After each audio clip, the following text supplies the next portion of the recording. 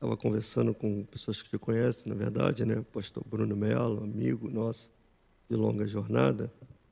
E a gente, assim, vamos falar de quê nesta noite, né? E a gente queria que a doutora começasse, na verdade, falando acerca da sua vida, sua trajetória, sua infância, seu testemunho de vida. Pode ficar à vontade para contar? Sim, eu sou mais uma improvável nessa geração. Eu falo que Deus me tirou do lixo para o luxo. Essa é uma das frases que eu costumo usar. E eu falo que é uma prosperidade com propósito. Porque quando Deus te dá algo e você entende que não é sobre você, e é sobre o próximo, aí sim faz sentido. Eu sou filha adotiva. Minha mãe biológica me jogou fora, eu tinha 1 ano e meio, mais ou menos. Fui acolhida por uma família que não teria condições de me criar, porque o meu pai, que me adotou, tinha sofrido acidente, minha mãe tinha mais 4 filhos, homens, e eles não teriam condições financeiras. E ela falou, se Deus colocou aqui, se eu que encontrei, é porque tem que ser minha. E ali ela me criou.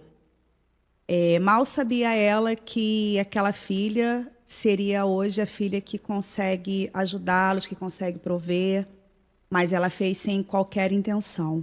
E naquele momento ela me criou dentro das condições que ela podia, fez tudo o que ela poderia fazer por mim, me deu estudo dentro daquilo que ela poderia fazer. Ela fez o melhor que ela poderia fazer dentro daquilo que ela tinha em mãos. E eu entendo que Deus me trouxe nesse mundo para eu ser uma libertadora. Assim como Moisés. Eu falo que é até ousado demais a gente falar isso, mas eu entendo que é dessa forma. Todo libertador, ele é ameaçado de morte, assim, né? Moisés também foi assim. E eu entendo que Deus me trouxe para esse mundo com um propósito de ajudar mulheres a serem impulsionadas e se liberar dos seus cativeiros emocionais, dos seus cativeiros financeiros, dos seus cativeiros espirituais. Eu entendo que, através da minha vida, elas podem ver o mover de Deus de forma muito palpável. Porque a gente vem para a palavra e vê, Deus fez com Sara, Deus fez com Ana.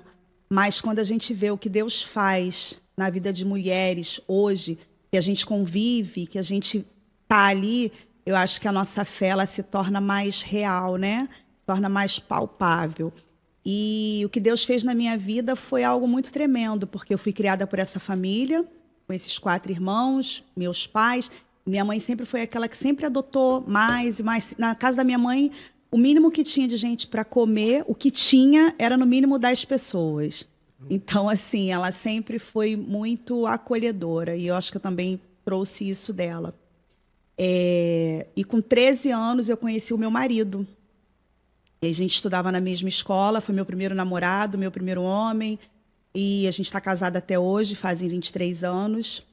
E a gente começou a namorar e ali eu já trabalhava, porque eu sempre tive na minha mente o que eu queria para mim. Eu sabia que tudo que eu não queria era ficar naquela realidade geográfica da qual eu fui criada. Eu sabia que minha mãe tinha me dado o melhor, mas eu sabia que não era aquilo ali que eu queria para mim. E eu almejei coisas maiores e Deus assinou embaixo, porque eu creio que isso já estava nos planos dele. E ali eu fiz o meu curso técnico de enfermagem, me casei aos 16. Quando eu casei, falaram assim, não vai durar nem 6 meses, vai divorciar. E os anos foram se passando. E aí não vinha o filho. É estéril. E os anos foram se passando. Não vai nem ter faculdade. E aí eu fui só rompendo todas as palavras, todas as sentenças lançadas sobre a minha vida, elas foram quebradas pelo poder do nome de Jesus. Porque eu sempre acreditei naquilo que o Senhor disse a meu respeito.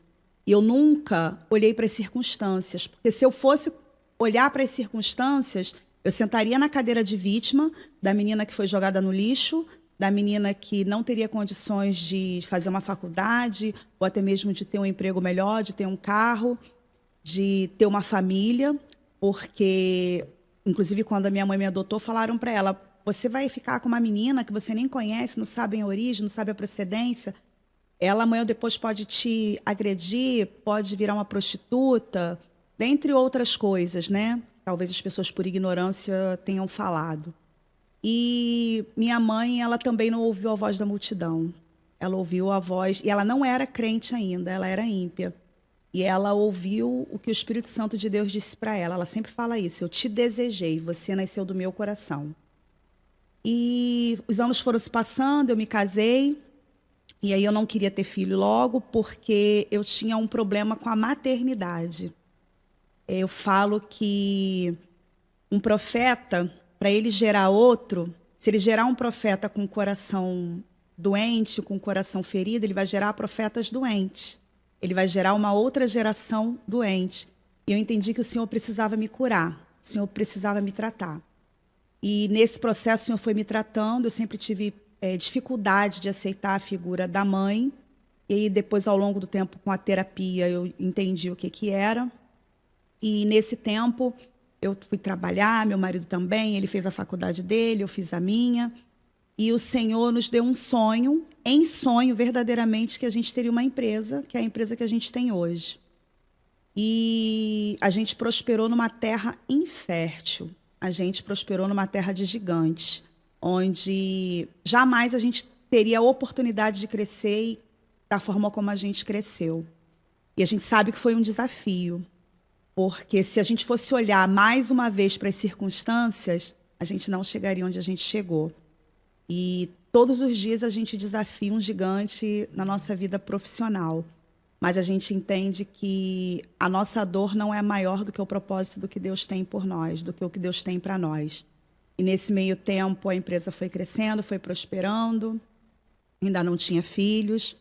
E aí, quando eu fiz 28 anos, a minha mãe biológica apareceu e ela procurou a minha sogra. E ela falou que era minha mãe. E a minha sogra levou uma semana para me contar, mais ou menos. Quando a minha sogra, que é como se fosse minha mãe também, me contou, eu levei um tempo para digerir isso. A gente foi fazer o DNA, era a mãe mesmo. Eu também levei mais um tempo para elaborar esse processo. E no ano seguinte eu engravidei da minha filha mais velha, que é a Sofia. Quando eu engravidei de Sofia, todo aquele processo que eu desejei que uma mãe tivesse comigo, eu sentia na Sofia. E quando ela nasceu, eu meio que tive uma depressão por conta que eu imaginava: nossa, mas será que a minha mãe não sentiu isso aqui que eu senti? Será que quando ela olhava para esse bebezinho, ela não sentia o mínimo de amor, de carinho? E logo depois, depois que eu fiz o DNA, eu não consegui me dirigir a ela, não conseguia falar com ela. E foi quando o Senhor usou a minha tia Janete, que hoje não está mais entre nós, e ela falou assim: você prega a palavra para muitos, mas você nega a salvação para aquela que te gerou. E Deus não faz acepção de pessoas. E ela falou assim: você precisa ir até ela, você precisa mostrar o amor desse Deus para ela. Porque ela não conhece a palavra ainda. E aí eu fui dar a oportunidade dela falar para mim, né, o que tinha acontecido. Pela primeira vez eu dei voz a ela. E eu lembro que no processo de terapia, a minha professora Marisete, ela sempre falava assim: a gente precisa humanizar a dor do outro.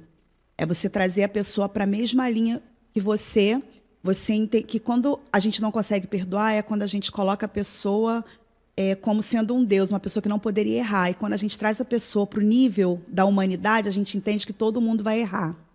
E aí eu dei voz a essa mulher, e aí ela falou que ela foi vítima de um estupro. E nesse estupro, ela me gerou e ela era casada e o marido dela estava preso. E quando ele saiu da cadeia, ele viu ela com uma criança que não era filha dele e ele queria me matar e matar ela. E num ato de desespero, ela alcoolizada, ela me jogou fora. Falando assim, a gente fala: nossa, realmente, ela tem a história dela, ela tem a vida dela. Só que não foi como num conto de fadas, que da noite para o dia eu acordei sorrindo e resolvi entender que ela tinha a história dela. Foi um processo. Todo um processo, né? É. Então, você passa por esse processo na infância Deus vai te conduzindo. E quando é que tu tem um encontro com Jesus? Como é que isso aconteceu? Então, o meu encontro com Jesus foi na minha infância. Eu me batizei antes de casar e eu lembro que minha mãe falava assim: você não vai casar com esse menino porque ele não é evangélico. Ele tinha até raiva porque minha mãe falava para ele que ele era criatura, ele não era filho de Deus. E eu falo que o meu marido, ele sempre se comportou muito melhor do que muito crente, do que muitos evangélicos.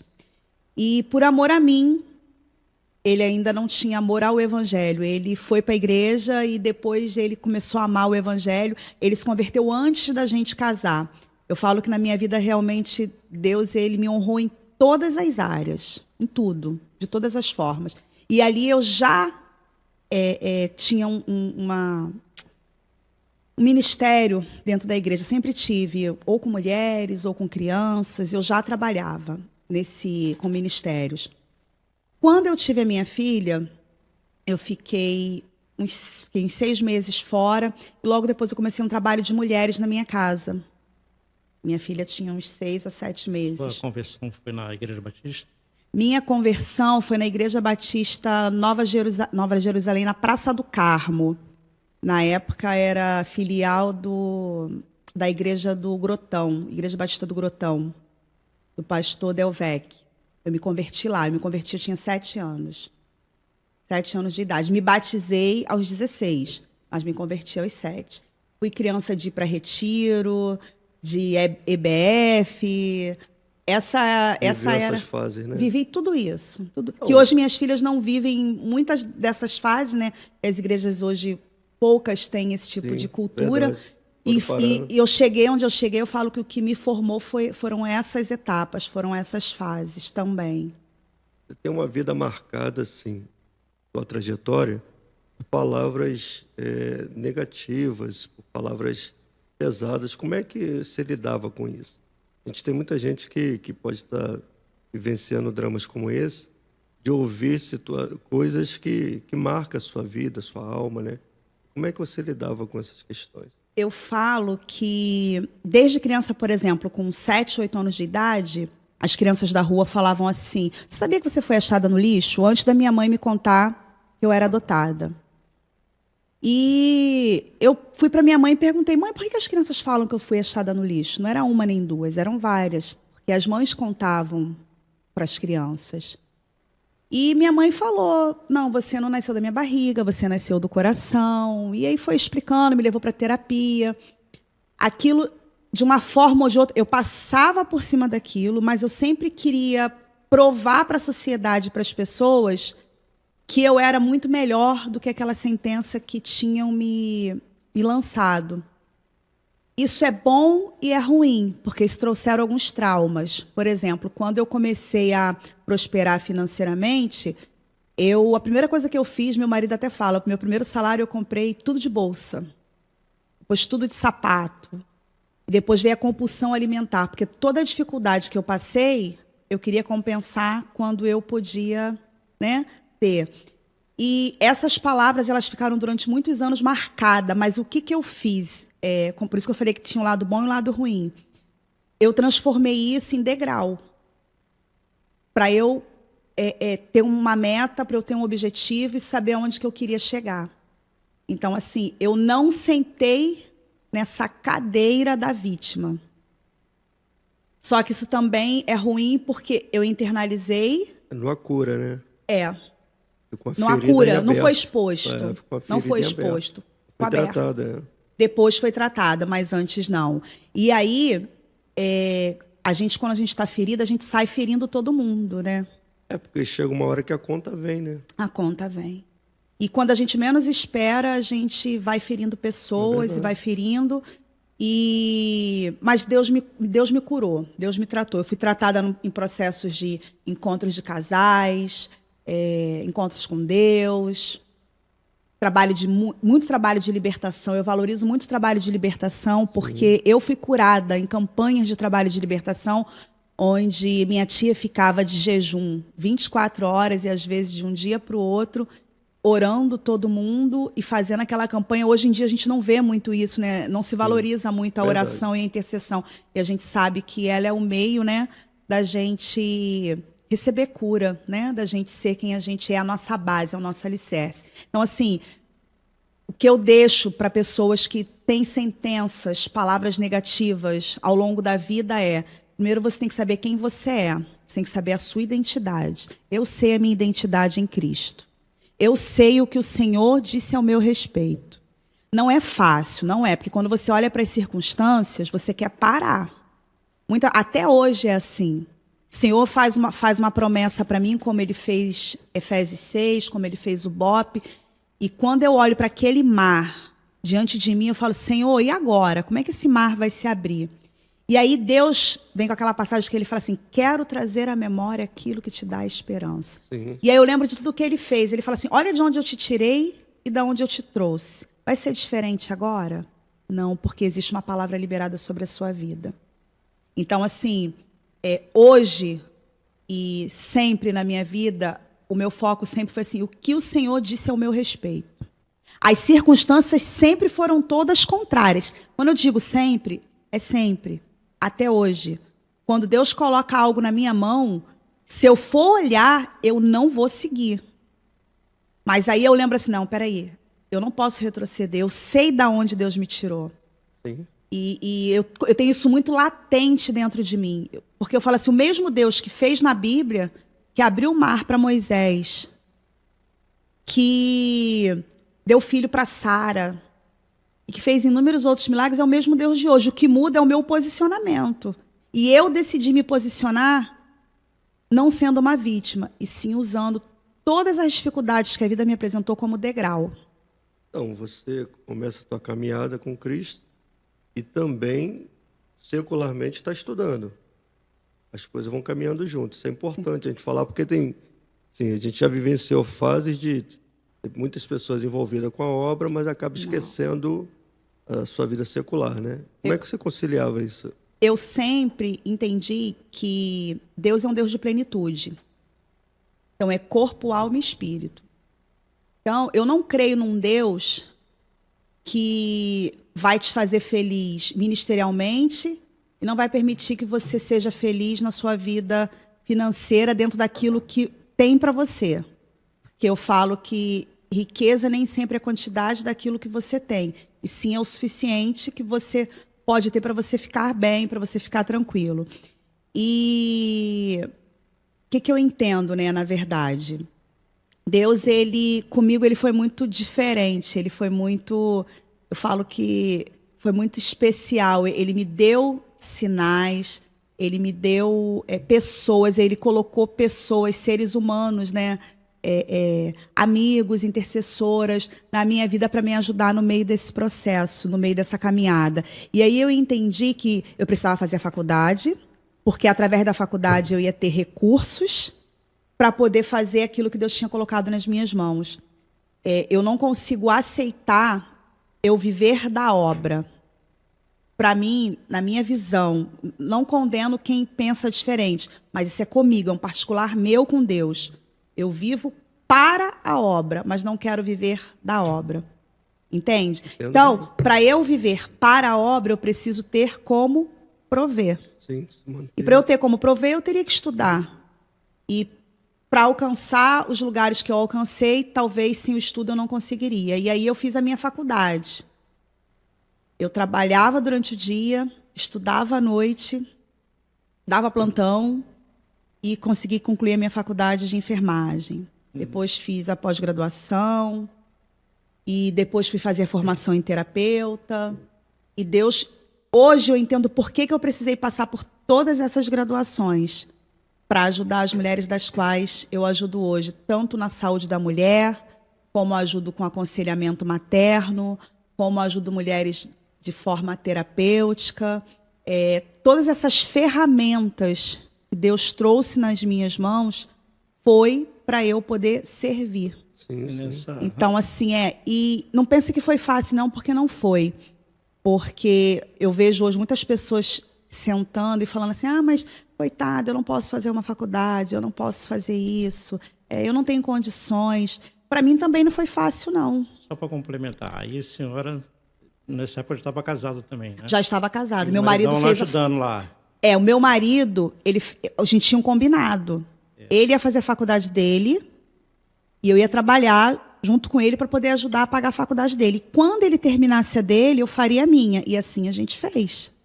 E tinha o meu paizão também, que é meu sogro, que me levava e me buscava, porque às vezes eu saía de um plantão para o outro e tinha que ir para a faculdade. Então ele era taxista e ele ficava na rua às vezes até tarde da noite para poder conseguir me levar e me buscar dentro de um lugar e outro. E eu terminei minha faculdade, graças a Deus, peguei meu diploma. E, através da minha faculdade, eu pude assinar pela empresa que eu tenho hoje.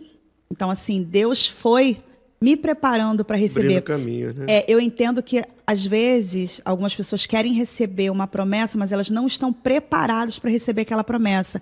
É como se falasse assim, você dá uma faca na mão de uma criança, ela não vai saber o que ela vai fazer com aquilo ali, ela vai se machucar. Então, às vezes, a gente pede uma coisa, a gente não recebe porque a gente não está preparado para receber.